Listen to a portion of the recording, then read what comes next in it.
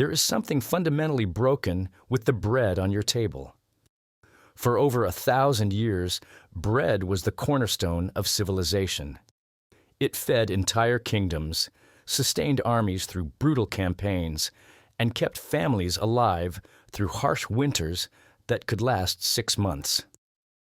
But today, that same word bread describes something that grows fuzzy green mold in just 3 days and crumbles apart before you can finish the loaf. In 1224, in a monastery outside Canterbury, England, monks baked dense sourdough loaves that weighed 4 pounds each. These massive rounds sat in their stone cellars for 2 full weeks without a single spot of mold. The bread fed a community of 60 men doing back-breaking labor 12 hours a day, and they thrived on it. No preservatives, no plastic bags, no refrigeration. Just flour, water, salt, and time. Fast forward to today, the average supermarket loaf starts molding in 72 hours. Even expensive artisan bread rarely makes it past a week.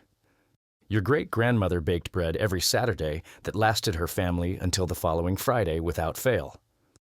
So what the hell changed? The answer isn't that old wheat was magical.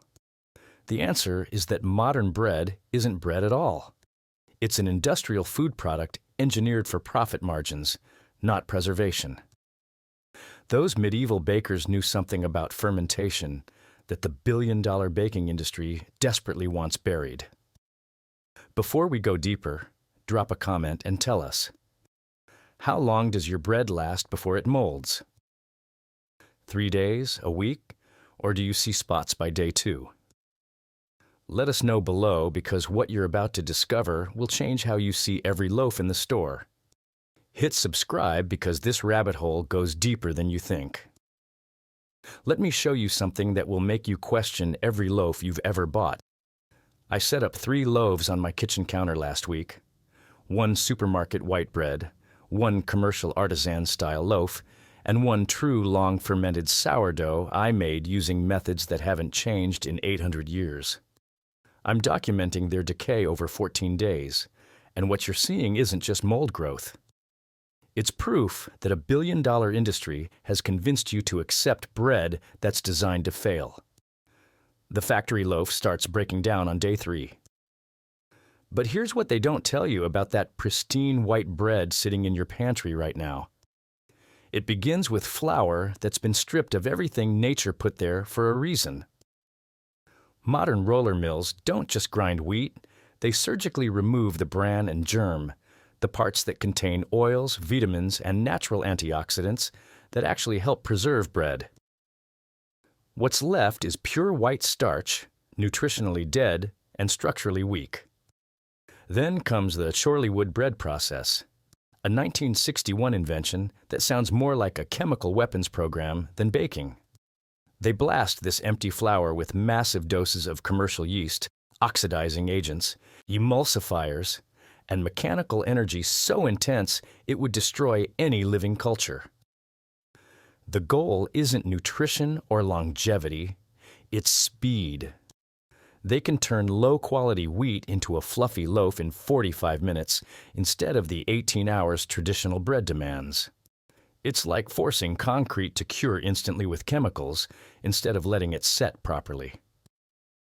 Looks fine at first, fails catastrophically later. Picture a medieval village on baking day. Families emerge from their cottages carrying wooden troughs filled with risen dough, converging on the Lord's stone oven or the communal bakehouse.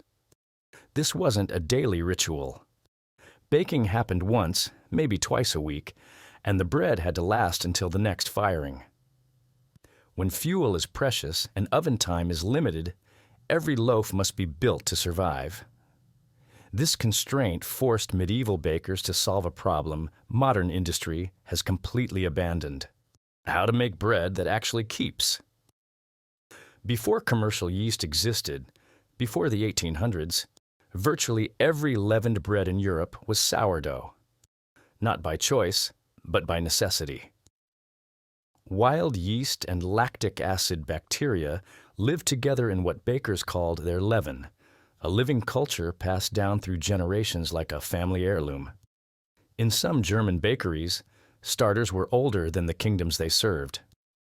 These weren't hobbyists playing with fermentation. These were craftsmen whose livelihoods depended on understanding microbiology they couldn't see but could absolutely control. The medieval baker didn't know about lactobacillus or acetic acid production, but he knew that bread made with old leaven lasted longer than bread made with fresh yeast. He didn't understand pH levels, but he knew that the sourness in his starter meant safety. What we now call lactic acid bacteria were pumping out organic acids that dropped the pH so low that mold couldn't establish itself. These same bacteria produced hydrogen peroxide, fatty acids, and cyclic dipeptides that created an antifungal environment more effective than any chemical preservative we use today. The grains themselves were different. Emmer, einkorn, spelt, and early bread wheats had higher protein content and different gluten structures that demanded longer fermentation times just to become workable. This wasn't inefficiency, this was necessity driving superior results. These ancient grains contained fewer inflammatory proteins than modern wheat and required the extended fermentation that created those preservation compounds. Medieval milling used stone wheels that ground everything together, keeping the germ and bran with their natural oils, vitamins, and antioxidants intact. Then came the ovens themselves. Massive stone structures heated with wood fires to 800 or 900 degrees Fahrenheit, then raked clean and loaded with dozens of loaves at once. The masonry held incredible amounts of heat and moisture, creating live steam when the wet dough hit the scorching floor. This combination produced thick, armored crusts that sealed the interior like natural packaging. A properly baked medieval loaf had a crust so hard you needed a knife to penetrate it, but inside remained moist and protected for weeks. The fermentation schedule told the whole story. Dough mixed in the evening, left to ferment slowly through the cool night for 12 to 18 hours, shaped at dawn, then baked when the oven reached the right temperature. Time wasn't wasted. Time was the secret ingredient that broke down anti-nutrients, developed complex flavors, and created the acidic environment that kept bread safe long after the fire died down. Every medieval baker understood what we've forgotten. Preservation isn't about adding chemicals. It's about creating conditions where spoilage cannot survive. Modern food science labs have finally caught up to what medieval bakers knew by instinct. When researchers test shelf life across different bread types, the results are devastating for the industrial food system. White bread shows visible mold in 3 to 5 days. Whole wheat manages 5 to 7 days. Rye pushes 7 to 10 days. But properly fermented sourdough, 10 to 14 days, sometimes longer, with no preservatives beyond what the fermentation process creates naturally. These aren't ancient superstitions. These are measurable, repeatable laboratory results that prove traditional methods weren't just different. They were superior. The secret lies in what microbiologists call lactic acid bacteria, the living organisms that medieval bakers cultivated without understanding. These bacteria don't just make bread sour, they manufacture a complete arsenal of antifungal compounds. They produce lactic acid and acetic acid that drop pH levels into ranges where common bread molds simply cannot survive.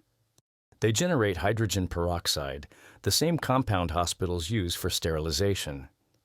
They create fatty acids and cyclic dipeptides that actively suppress mycotoxigenic fungi, the dangerous molds that produce toxins. Think of these bacteria as microscopic security guards moving into your bread during fermentation. They change the chemistry, establish territorial control, and make the environment hostile to invaders. Industrial bread has no such protection. Commercial yeast ferments quickly and dies, leaving behind a neutral pH paradise for mold spores floating in your kitchen air.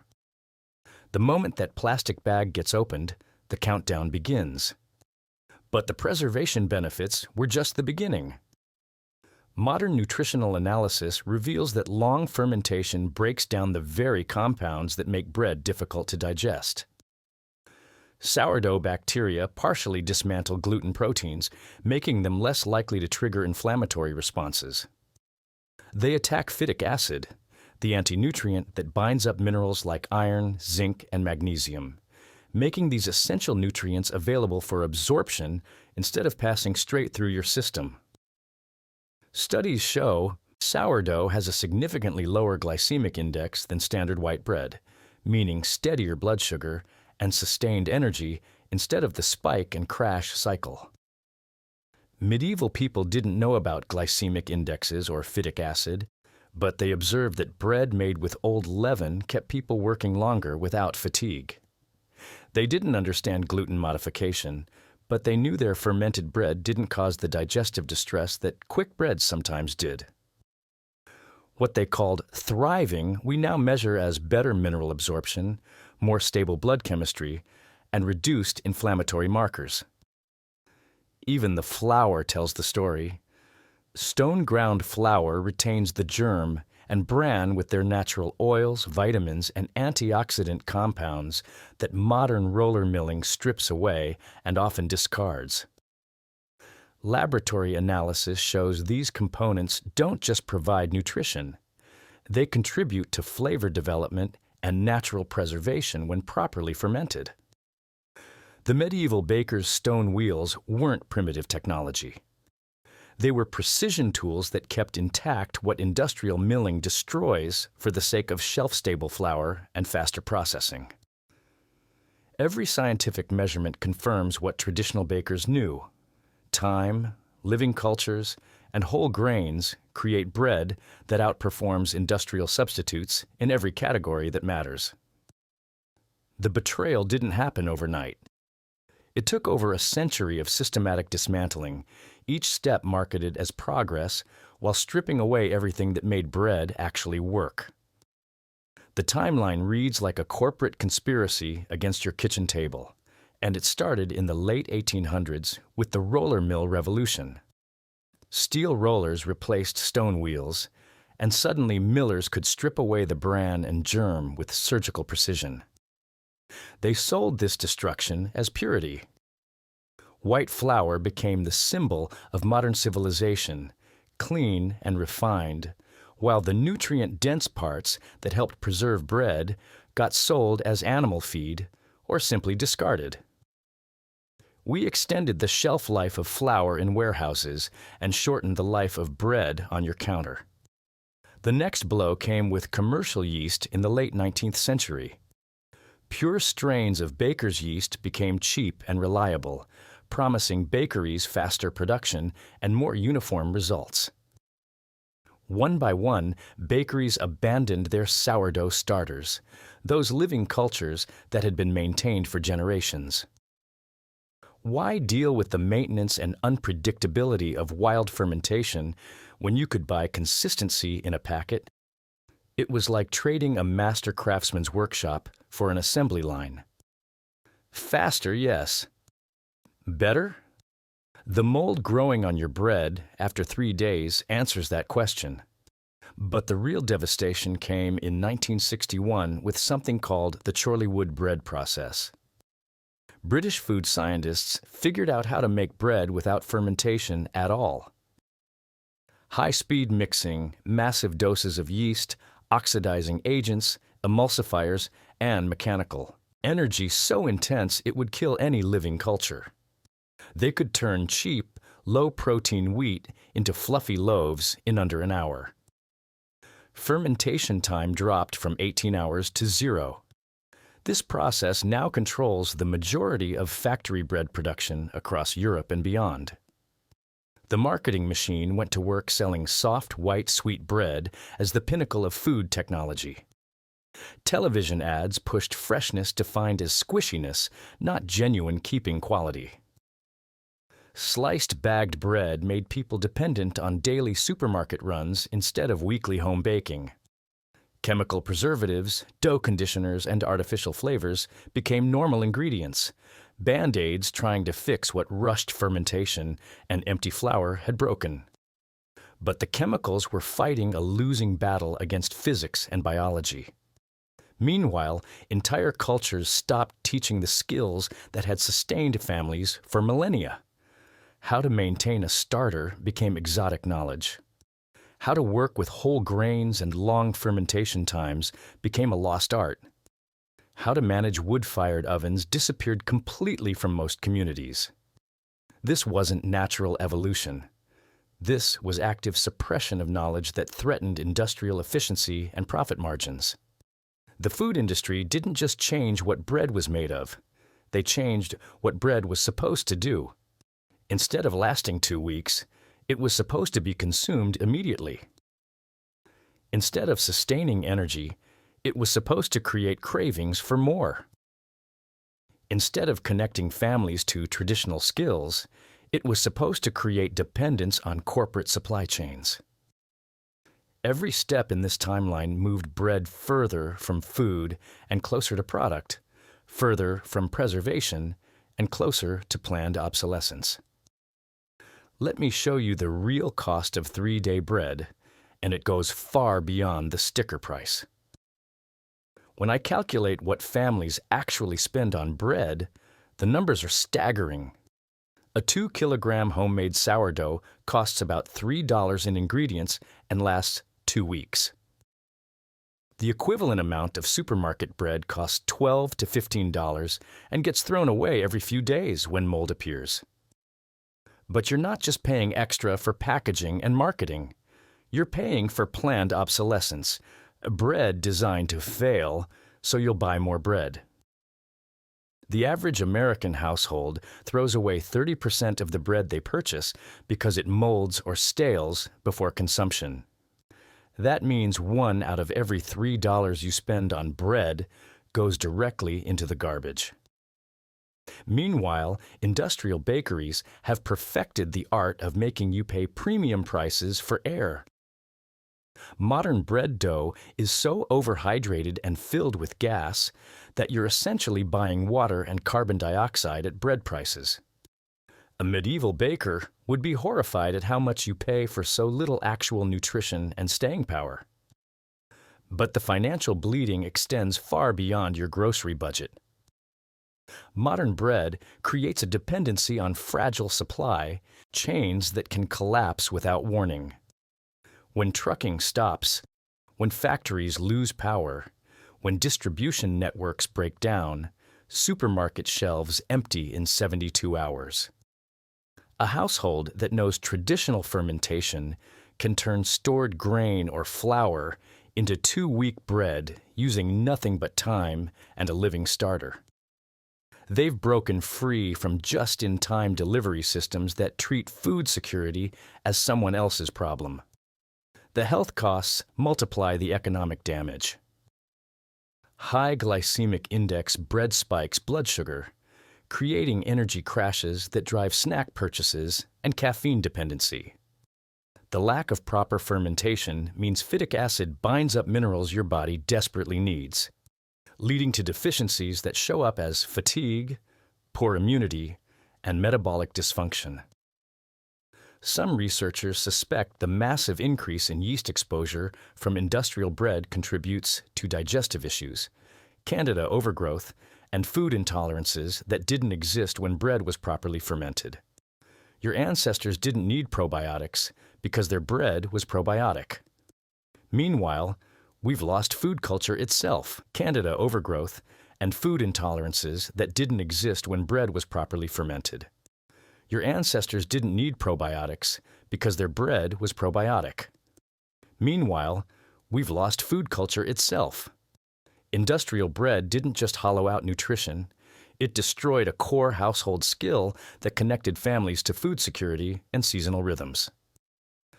Every generation that grows up buying bread instead of making bread becomes more dependent on systems they don't control and can't repair. When my grandmother's bread lasted a week, her household could weather supply disruptions, economic downturns, and seasonal shortages. When your bread dies in 3 days, you're one supply chain breakdown away from empty shelves. The environmental costs pile on top of everything else. Plastic packaging, constant transportation, food waste from rapid spoilage, and the energy intensity of industrial production create massive carbon footprints for bread that barely qualifies as food. A single home-baked sourdough that lasts 2 weeks eliminates 7 trips to the store, 14 plastic bags, and countless miles of trucking. Traditional bread isn't just better for your body and budget, it's better for the planet. Here's how you reclaim bread that actually works.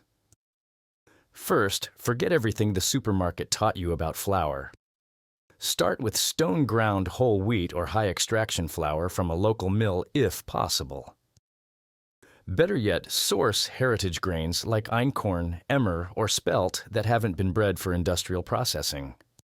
These ancient grains have higher protein content and different gluten structures that actually improve with long fermentation instead of breaking down. Buy flour in small quantities and store it cool and dark to protect the germ oils that roller mills strip away. Now comes the heart of medieval bread making. Building a real starter with no commercial yeast crutch. Mix equal parts flour and water in a jar, leave it on your counter, and feed it daily for 7 days. You're not following a recipe. You're cultivating wild yeast and lactic acid, bacteria from your local environment, the same living alliance that gave medieval bread its longevity and digestibility. The starter will smell sour, bubble actively, and double in size when mature. This isn't food preparation. This is biotechnology your ancestors mastered without laboratories. The fermentation schedule fits modern life better than you think. Mix your dough in the evening using flour, water, salt, and mature starter. Let it ferment overnight for 8 to 12 hours while you sleep. Shape it in the morning, put it in a proofing basket, and refrigerate it while you work. Bake it that evening. Total fermentation time reaches 12 to 18 hours, exactly what medieval bakers used to create that preservation chemistry. Time isn't wasted time. Time is your secret ingredient breaking down anti-nutrients and building flavor compounds that keep bread fresh for weeks. Your modern oven can mimic those medieval stone chambers with the right technique. Preheat a Dutch oven or heavy baking stone to 475 degrees Fahrenheit. Load your dough into the blazing hot vessel to trap steam and create a thick, protective crust. Bake until the internal temperature hits 205 to 210 degrees Fahrenheit, then crack the oven door to finish drying the shell. This combination of high heat and moisture first, then drying, recreates the armored crust medieval bakers relied on for preservation. Storage determines whether your bread lasts 3 days or 3 weeks. For the first 24 hours, leave the whole loaf or large pieces cut side down on a wooden board. After day 2, wrap in clean cotton or linen and store in a bread box or a cool cupboard. Never use plastic if you want to avoid condensation and mold. The thick crust acts as natural packaging, and proper fermentation creates an internal environment hostile to spoilage. Run your own experiment. Make 1 loaf using this traditional method alongside store-bought bread. Document the difference over 14 days. You'll see industrial bread molding while your sourdough stays fresh, proving that medieval techniques weren't primitive. They were superior. Every successful loaf breaks your dependence on industrial food systems and connects you to knowledge that sustained civilizations for thousands of years before corporations convinced us we needed their help to eat.